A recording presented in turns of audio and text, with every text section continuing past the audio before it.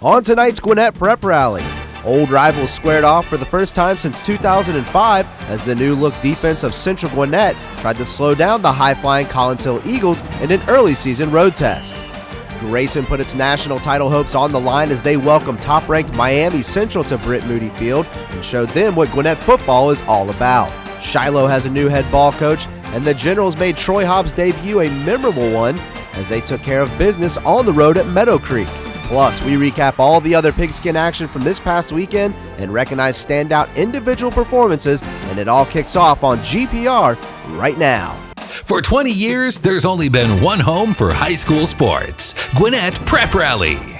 Hello and welcome to this week's edition of Gwinnett Prep Rally, now in our 20th season of covering high school athletics in Gwinnett County. And you can catch the show right here on GCPS TV for all the football, basketball, soccer, and baseball action, all the way from Class 6A all the way down to Single A. I'm Todd Klein alongside Will Hammock from the Gwinnett Daily Post. And Will, the first full slate of Friday night games took place this past week, and a lot of Gwinnett teams were facing teams from outside their region. Yeah, it was a really interesting week of matchups. I think Region 8 versus Region 7, everybody always talks about that. I think Region 8 really acquitted itself well this past weekend and certainly highlighted by a big win by Grayson. Well, let's get right to the highlights. And the Central Gwinnett defense has had trouble stopping teams the past couple of years, and the Black Knights look to turn things around in their season opener on the road at Collins Hill. GPR's Nathan Shutter has more. Central Gwinnett invading Swanee to take on Collins Hill, and it was the visitors getting on the board first. Jonathan Hawkins in the Wildcat formation, and he'll hold on to it for the short touchdown run. Black Knights up 6-0. Second quarter and Collins Hill answers. Brett Sheehan hands it off to Tyler Henderson, and he powers his way in for the touchdown, and the Eagles take a 7-6 lead. Central Gwinnett knocking on the doorstep. Hawkins hands it off to Justin Brownlee. He gets around the edge and dives into the end zone for 6. Black Knights retake the lead 12-7. Time running out in the half. Eman Westmoreland back to pass, and he connects with Chris Schelling on a perfect toss and catch. Central goes to the locker room up 20-7. Second half, and the Collins Hill defense with a big play. Daniel Fish, Evan Pearson, and Trey Palmer all tackle Hawkins in the end zone for a safety to cut the deficit to 11. The Eagles would take advantage of getting the ball back. Brett Sheehan finds Grant McDonald open in the flat. He gets by his man and strolls into the end zone. Central still up 20-15. The Black Knights would strike again on their next drive. Westmoreland going to the air and finds a wide open Brownlee. No one is going to catch him, and Central Gwinnett goes up 27-15. Fourth quarter, Collins Hill needing points. Henderson appears to be stopped short of the goal line, but with a strong second effort, he gets in for 6, and that would cut the lead to 27-21. Central Gwinnett with the ball on fourth down with just 4 seconds remaining in the game. Westmoreland will hold on to it and does a great job of staying in bounds until the clock expires, and Central Gwinnett starts the season with a big win, 27-21 over Collins Hill. Well, Will, we knew Trey Johnson was going to be a force on Central's defense, but it looks like the defense as a whole is much improved over at Central Gwinnett. Yeah, and really it has to do with schemes and coaching. I mean, you got the same kids you had off that team last year, a lot of the same forces on defense, especially Trey Johnson. He's certainly a leader on that defense, but really stuffed the run very well with those big defensive tackles, and all in all, they scheme very well, and as it showed against an explosive Collins Hill offense. Well, a great start for Central. You look on the other side of the ball, you look at Collins Hill. What were your impressions of the Eagles in their opener? Yeah, they were very disappointed over there. I talked to Coach Reach afterwards. He thought they should have played a lot better. They weren't ready to play in the first half. They kind of built a huge first half deficit they had to fight back from. Played a little better in the second half. They played great in their scrimmage against Archer and really just kind of took a step backwards in this one. I think they're still very good on offense and defense. I think in the end they're going to be competing for a playoff berth still. Well, back to the highlights and a matchup between two teams ranked #1 in the nation. Grayson gets the top spot according to ESPN, while Miami Central is the top choice for USA Today, and the two teams squared off in Loganville in front of a packed house. GPR's Jeff Batten has more. Bragging rights on the line, Grayson playing host to Miami Central. Rams offense on the move early. David McTier with a play-action fake. He unleashes a throw downfield to Wayne Gallman. He'll take it down inside the 15. Grayson will capitalize. Robert Kimdichie takes it in from 3 yards out. The ball pops loose after he crossed the goal line, so it's 7-0 Rams. Second quarter, Grayson with the ball at midfield. McTier looking to throw, and he will hook up with Gallman once again. This time nobody catches him, 46 yards. For the score, Rams in control of 14-0. 18 seconds left in the half. The give is to Kindichi, and he takes care of the rest. Touchdown Grayson again, and they head to the locker room up 21-3. Second half, more big plays from the Rams. The give is to Jordan Germany. Gets to the edge, takes off downfield. 66 yards, count them, on the way to the touchdown. Complete domination. Grayson up now 28-3. The Ram defense outstanding all night long. Nobody to throw it to downfield, and Germany sprints in for the quarterback sack. Fourth quarter now, Miami Central looking for a spark. Pass complete, but Casey Gaines knocks the ball loose. Wayne Gallman scoops it up for the fumble recovery, and the Rams would close things out with under 2 minutes to play. David Fennell goes straight up the gut for 6, and Grayson with an impressive win over the other #1 team in the nation, Miami Central, 35-3. Well, Will, you have the ESPN cameras here, a big-time game, big-time matchup, and this probably surprised some people, but you were telling me maybe not you as much because you thought there was one part where maybe Grayson would be much better than Miami Central, and that proved to be true. Yeah, I think you can have all the skill guys you want in the world, and obviously there's a lot of them on Miami Central, but the line play that you see in Gwinnett County and in high school football in Class 6A in Georgia is just at another level, and I think that's really what this team had a hard time with on the offensive and defensive sides of the ball was those Grayson lines. And I guess Mickey Kahn's problem now will be trying to keep these guys in check, their egos. I mean, what a big win over a team ranked #1 in the country. Talked about where Grayson goes from here. I guess they put themselves in a pretty good chance to have a shot at the mythical national championship. Obviously, a lot of football to be played before that. Yeah, they have to stay focused. I mean, this is a team. They're not super explosive on offense as they were last year with Nick Schuessler at the helm, but still a very good offensive team. They're going to put up a lot of points on a lot of people, but they're going to have some tough matchups down the road, both in the playoffs and maybe a couple times in the region that they're really going to have to stay focused, and that's the key, like you said, staying focused, not getting too much of a big head. Well, we will have more football highlights in a few minutes, but right now we are going to recap some of the other action that took place this past weekend. It's brought to you by Breda Pest Management, and we start off with the Archer Tigers. Yeah, Archer really made a big statement by making the playoffs last year. They continued it in the season opener, really destroyed the team that opened at the same time they did, Mountain View, 46-7. Ernest Alexander and Sean Fowler both going over the 100-yard rushing mark. So big games out of both those guys, and really Archer has a bright future ahead of them. I think they're going to contend for a playoff berth again this season. And you talk about making a statement, Will. I think Meadowcreek did just that, playing against rival Decula. They really played well. Yeah, I thought Meadowcreek was going to win this game. I didn't think it was going to be by a 35-0 score. They really showed a lot in this game. Ja'Cory Lewis had a huge night, 209 yards rushing, 3 touchdowns, and really I think the line play for Meadowcreek was exceptional. It always is up there, but really had a great game that night. And we talked about last week, Will, that this is an important game for Norcross to kind of show what it had, and it showed pretty well. Yeah, the first half was a bit of a struggle, kind of a little bit of a wake-up call for Norcross, but they really took it to another level in the second half. Alvin Kamara really stepped up his game in the second half, finished with 168 yards, 3 touchdowns. Joseph Wilbur also had a great game, threw for a couple touchdowns. And then we move over to Parkview. Has anybody seen the Peachtree Ridge offense? Let's put out an APB out for that. Parkview gets a really hard-fought 3-0 win. Yeah, it's a rough start for Peachtree Ridge, 2 games and 0 points, but a lot of that has to do with playing good teams, and Parkview is a very good defensive team, always is.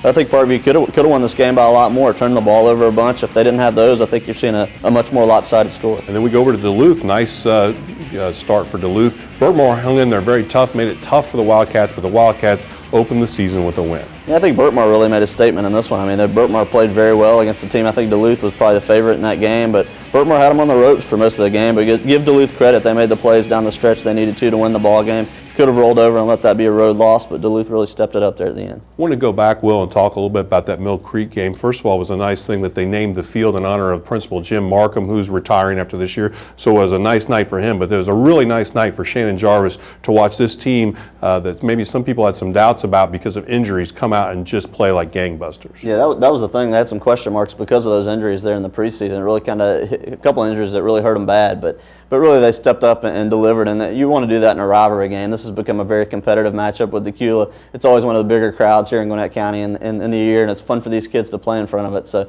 it's great when you can go out there and deliver and get a lopsided win like that. And then want to talk about another team that played an out-of-state power. Grayson wasn't the only one. North Gwinnett at the Gridiron Challenge, they hosted AC Flora and really just kind of wiped the floor with AC Flora. Yeah, it's really, you're starting to see with the caliber of Gwinnett County football when some of these out-of-town teams come. North Gwinnett really just took it to AC Flora. I thought that might be a closer game. They're kind of a rising program over there in South Carolina, but North took it to them on both sides of the ball, winning 38-0. More highlights now, and the Shiloh Generals have a new head coach for the third time in 3 years, and they hope to get off the season off to a positive start as they travel to take on Meadowcreek. Nathan Shutter has the call. Shiloh on the road at Meadowcreek for the season opener. The Generals will get on the board first. Devante James back to pass. He lofts one up into the end zone for Cameron Stewart. He makes the grab. PAT no good. Shiloh up 6-0. Still in the first quarter and Shiloh threatening once again. James with the QB keeper, and he takes it 15 yards for the score to put the Generals up 13-0. Meadowcreek trying to answer. Patrick Mills under pressure from the Shiloh defense, and he'll be taken down by Stephen Delva for the safety. 15-0 Shiloh. Devante James will dump it off to Deshaun Taylor on the design screen.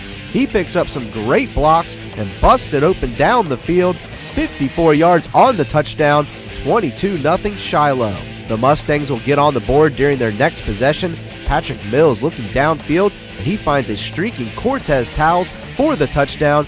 PAT no good. Lead cut to 22-6. Shiloh will answer back before the half.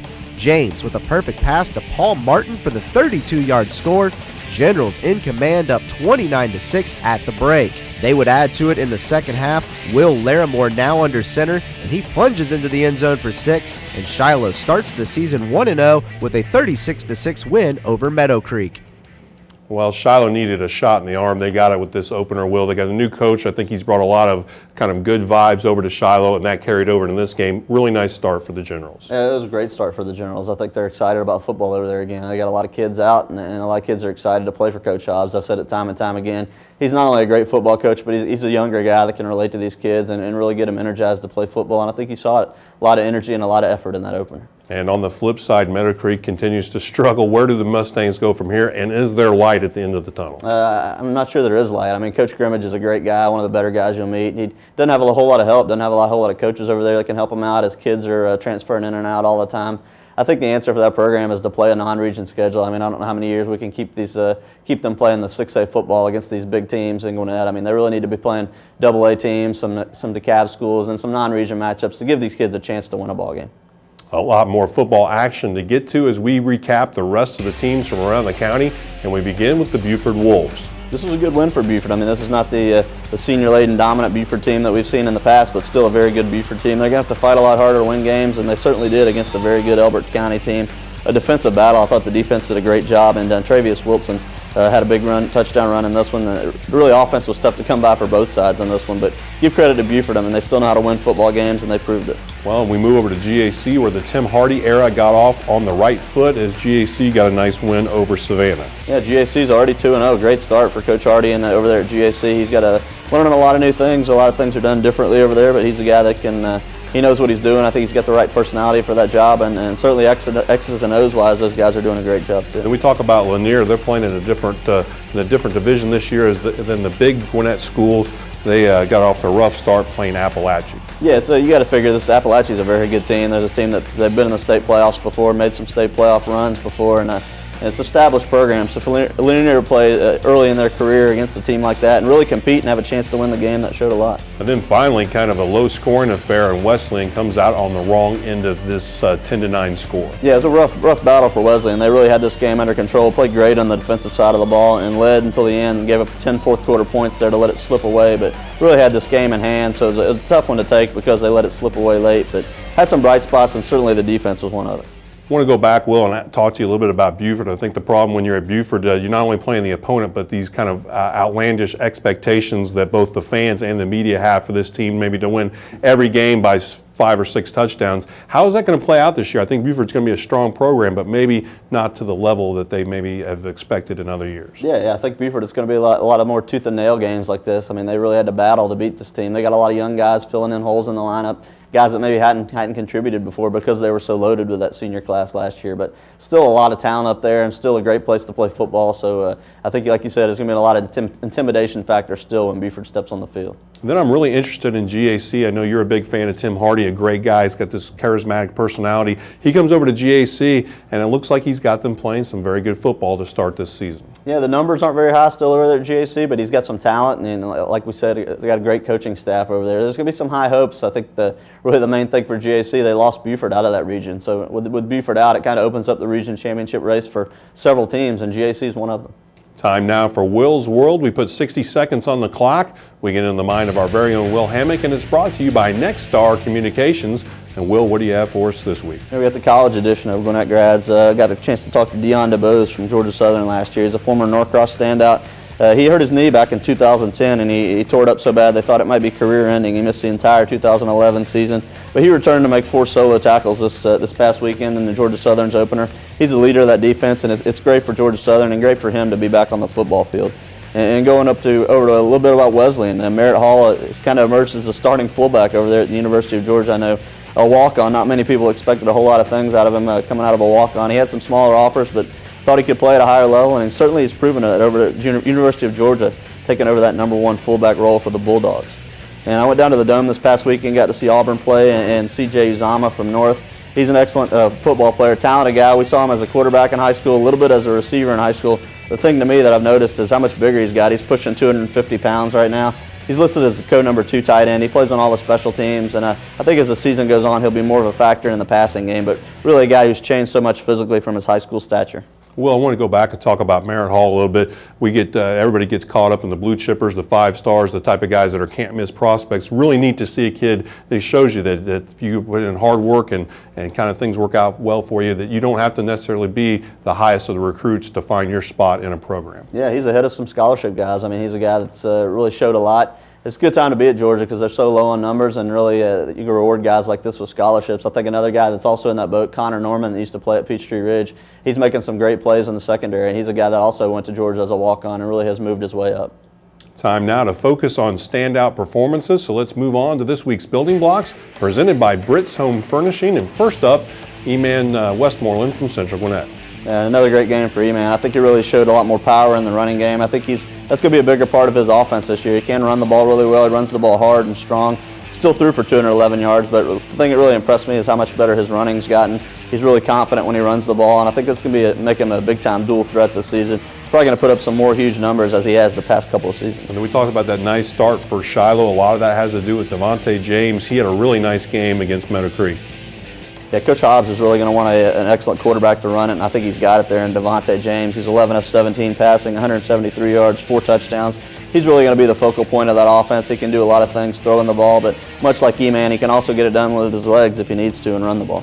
And then we go over to Grayson. Big shoes to fill for David McTier, but I tell you, he played more than serviceable in this game against Miami Central, and I think you'll see him improve as the season goes on. Yeah, he's a guy that started out in the Grayson cluster, transferred over to GAC, and then now he's back at Grayson. It's a good thing for Grayson because he's a talented quarterback. He's a great athlete, too, that can run the ball, but also proved he can throw it. And Grayson's going to need that because a lot of teams are going to be keying on the run. Well, those were all great performances. Will, who else played well last week that we should mention? I think we got to go back to Archer. I think those 2 running backs were excellent, Ernest Alexander and Sean Fowler. We talked a little bit about them earlier, but really both game-breaker type guys. Both went over 100 yards and really pounded Mountain View in that game. So great job by the Archer backs. Time now to put Will's football knowledge to the test as we look ahead to some key matchups on the gridiron this week. It's brought to you by Tommy Lee Carpets. We call it Beat the Post, and we'll give you a chance to do exactly that as we pick a few games, starting off with Gainesville at Buford, another tough one for Buford. It is. It's going to be a great matchup. I think it could be a very tight game again. I think Buford's going to have to fight for it, but I like the Wolves to win. And Meadowcreek goes on the road, plays out a very improved Berkmar squad. Yeah, I think this could be a little interesting, but I think Berkmar showed a lot in that opener. I think Berkmar's probably got the edge. 2 teams looking to bounce back, Collinsville at Decula. Yeah, this to me is one of the more interesting games of the week. Both these teams need to really make a move forward, and I think Collinsville's a little more advanced in the development right now of the young kids, so I think Collinsville gets the edge. A really good test to see where Duluth stands. They host South Gwinnett. Yeah, I think it's going to be a tough matchup. I think South really also showed a lot against Norcross in that first game. I think Duluth can give them a battle, but I really think South's going to be the victor. Well, Brookwood had a week off. Now they will host Mill Creek. This one looks really interesting. Yeah, probably the game of the week. A lot of people are talking about the first matchup between these 2 schools. They're very similar in their makeup. Both have very strong lines traditionally. I think it's going to be a very good, very close ball game. I give Brookwood the edge being at home. And Parkview's defense looked great last week. Looking forward to see how they fare against Norcross when they go on the road to play the Blue Devils. Yeah, I think Parkview's going to keep this very close. It's going to be an interesting game. I think a lot of people are going to be watching to see how this one goes. I think Norcross still has just too much talent at this point. I think Norcross wins a close one. All right, that's going to do it for us this week for GPR. Be sure to join us next week for more highlights and features with a full slate of Friday night football. And you can go to GwinnettPrepRally.com for all the scheduling details, and you can see it every Tuesday through Friday right here on Gwinnett Prep Rally. For Will Hammock and all of us here at GPR, thanks for watching, and we'll see you under the lights. Grab some wood there, bub.